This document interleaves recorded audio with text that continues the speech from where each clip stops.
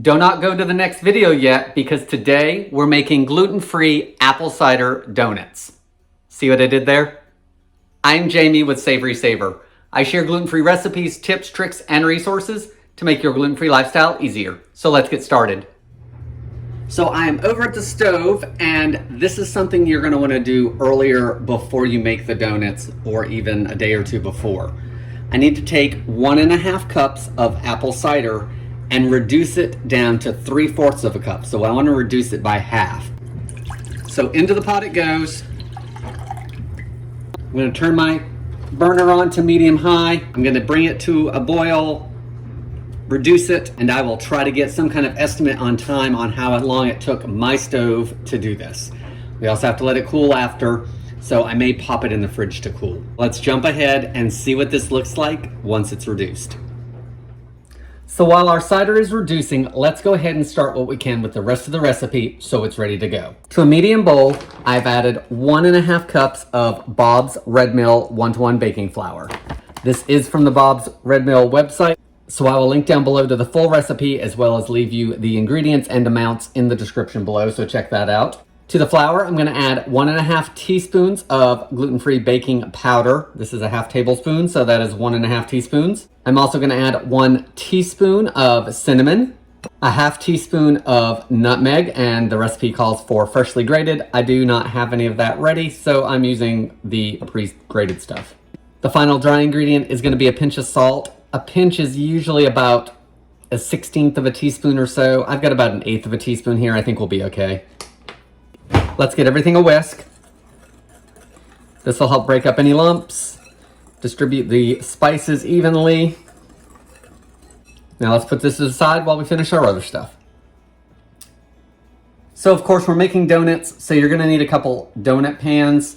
These are 2 6-cavity donut pans. I actually get them on Amazon for about $15. So if you wanna check those out, I will link them down below in the description. So Tara saw some apple cider donuts recently and kind of wanted some, so I broke down and ordered these pans. We'll see how much I actually use them because I like fried donuts. We'll also see if I tackle fried gluten-free donuts on this channel at some point. So I've sprayed them down with vegetable oil, canola oil, whatever. You guys know I usually use shortening on some things like this, but the directions say spray, so I'm actually using the spray. Let's put those to the side. We've got our dry ingredients already mixed. So now I'm going to cream the butter and the sugar together. So you're going to need 6 tablespoons of room temperature unsalted butter in a large bowl. Take the other 2 tablespoons and put them off to the side. We're going to melt this down later, so you might as well put it in something that you can pop in the microwave. So 2 tablespoons in here, 6 tablespoons in there.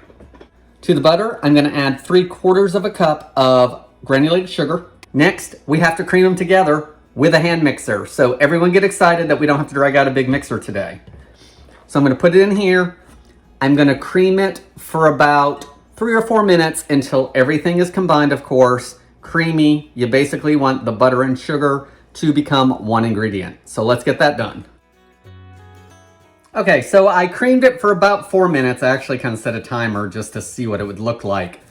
And once the sugar is incorporated mostly into the butter, bump that speed up once you're not worried about having sugar all over the kitchen. The softer your butter is, the quicker it will cream into the sugar. And that's what it looks like. It's basically a paste. You want as many grains out of that sugar and into the butter as possible, so it should be less grainy, of course. And a little bit of grain isn't gonna hurt. So let's add the next ingredient. I've got 1 large egg and it is room temperature. Room temperature will give you the best blending. So let's add that. Now we're gonna mix it until it's thoroughly combined. All right, so this looks good. Everything's fluffy now. So now here is our apple cider that has reduced, and it is rated at the 3/4 mark. Not sure if you can see it or not. It took about 10 minutes on medium high. I did not adjust the temperature once it came to a boil. I just made sure the pot was deep enough so I didn't have any boil over issues. And I just let it go. And then about 10 minutes in, I poured it into this to see where I was at, and I was actually pretty daggone close.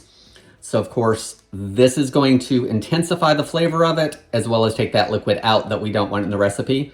So don't let this intimidate you, but yes, I would still probably make it the day before, or, you know, a few hours before you want to make your donuts, because it needs time to cool. So we've got our dry ingredients and our apple cider reduced. So I'm going to add about half of this to the bowl, start mixing it in, add a little bit of this, mix it in, add the rest of this, mix it in, and then finish with this. So in goes about half of this.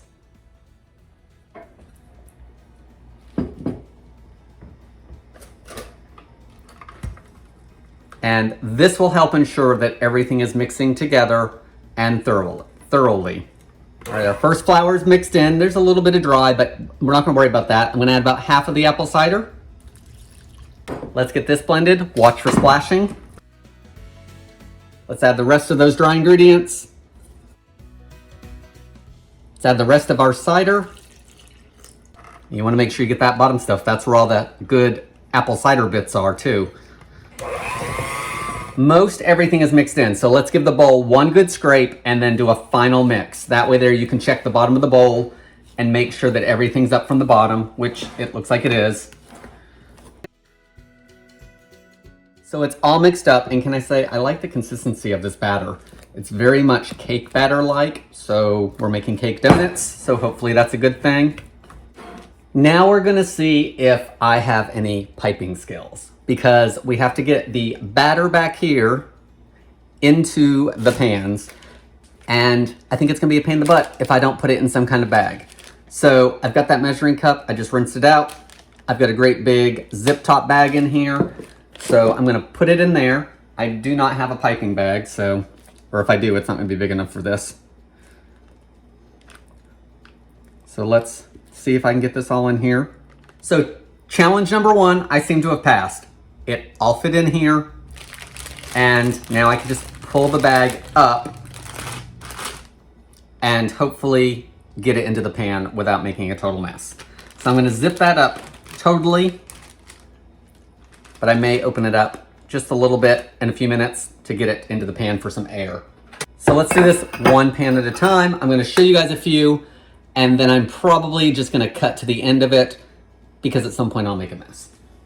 So take your bag, and you wanna scrape it down to one corner to get as much of the batter in one place as possible, because we don't wanna waste any of the batter. And I don't think I have a plastic dough scraper, so I'm just gonna use this spatula. So now I have it twisted. I'm gonna take off just a little bit. Hopefully I've done well. So I just took off, not very much at all, because I can always cut more if I need it, but I can't put it back on there, of course. So you want to fill each of these about 3/4 of the way up. So I'm going to go through, do my best, and then if I have extra, I'll pipe it back into any that look like they need it. The one thing you'll find is that as you go through this, it will become easier. And just in case it's sticky, let's grab a knife, because that may help us get everything off of that. So I've got a butter knife here, just in case. I'll show you what I mean if it does it. Just trying to be a little proactive. So squeeze. That probably is going to need more.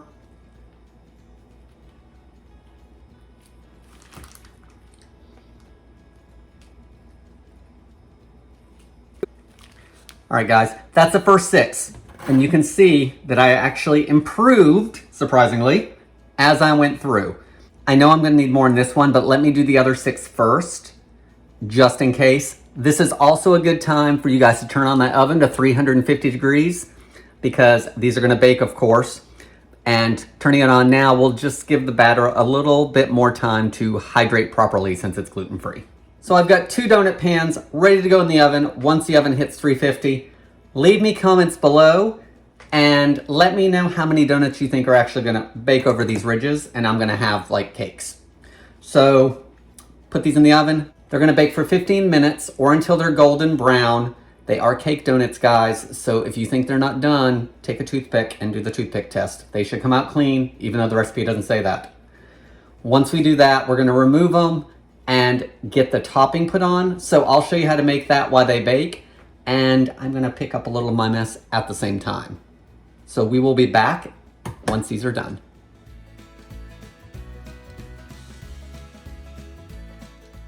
All right, so I've got my 2 tablespoons of butter melted, and we are gonna brush this on those warm donuts once they come out of the oven. We're doing that, of course, because we are gonna coat the donuts in some cinnamon sugar.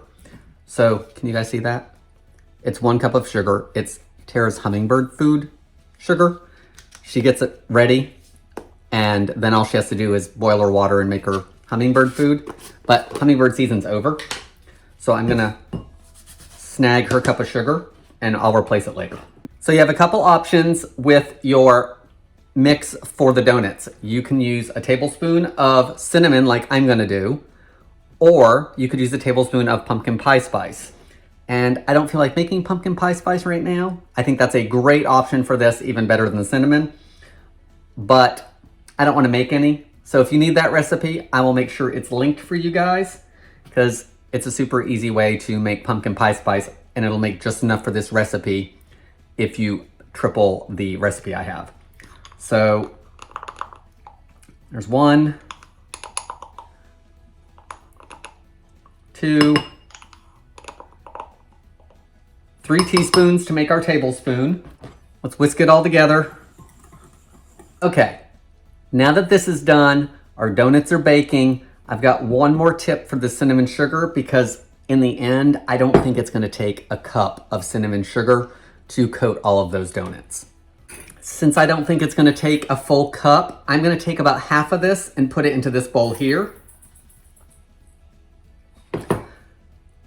This is the stuff I'll use for coating.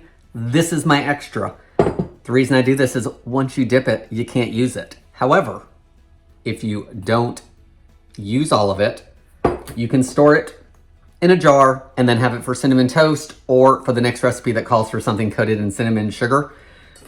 Guys, it's a good ratio already, so why make extra if you have some on hand? So let's put this to the side until our donuts are ready to coat. So it's been 15 minutes, and the first thing I want to say is all of them look like donuts. The smallest hole is like here and here, but they still all have holes, so I'm super impressed with myself, because I thought for sure I was gonna have like 3/4 of them covering.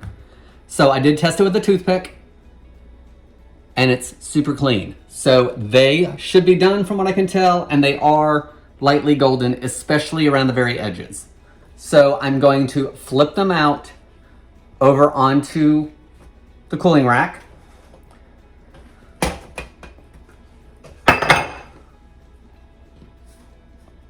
All of them came out on that one. Let's try this one. All of them came out good on this one. It does say let them cool slightly. I'm really only gonna let them cool for 2 or 3 minutes. It doesn't say how long, so I think 2 or 3 minutes until I can handle them. And then I'm gonna get those dipped, because I don't want it to get totally cool and then not dip well. Time to get these coated in our cinnamon sugar. So got 2 tablespoons of melted butter, and just remember, if we don't have enough, we'll melt another tablespoon or so. So brush it across, and if you're using silicone, sometimes silicone doesn't want to coat as well, I feel, because it's not supposed to stick to anything. So just make sure you do 2 or 3 brush strokes across each section, and then flip it over. You want to do the bottoms too. And if you can see, I had them cooling upside down, and some of the grid marks are there. So after you flip them, go ahead and turn them back over to the other direction so your grid marks are on the bottom. Get in the middle, because we want to make sure that there's something for that to stick to there. Next, take that bowl of cinnamon sugar.